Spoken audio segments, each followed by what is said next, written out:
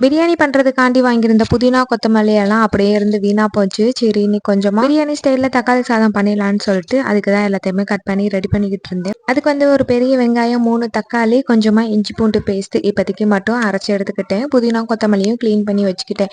ஒரு குக்கர்ல எண்ணெய் ஆட் பண்ணிட்டு கரம் மசாலா ஸ்பைசஸ் எல்லாம் ஆட் பண்ணிட்டு கட் பண்ணி வச்சிருக்க வெங்காயம், தேவையான அளவுக்கு உப்பு போட்டு நல்லா வதக்கிக்கலாம். வதங்கும் போதே நம்ம கட் பண்ணி வச்சிருக்க புதினா, கொத்தமல்லியும் சேர்த்துட்டு நல்லா எண்ணெயிலே வதக்கிக்கணும். இது வதங்குற கேப்ல வந்து இதுக்கு சைடிஷா அவிச்ச முட்டை தான் வைக்க போறேன். முட்டையுமே ஒரு சைடுல வந்து வேக வச்சுக்கிட்டேன். இப்ப தக்காளி சேர்த்துட்டு நல்லா வதங்கினதுக்கு அப்புறமா இஞ்சி பூண்டு பேஸ்ட் சேர்த்துட்டு அதையும் நல்லா வதக்கிக்கணும். மஞ்சத்தூள், மிளகாய்த்தூள் மட்டும்தான். வேணும்னா கொஞ்சமா பிரியாணி மசாலா வந்து சேர்த்துக்கலாம். நான் போடல.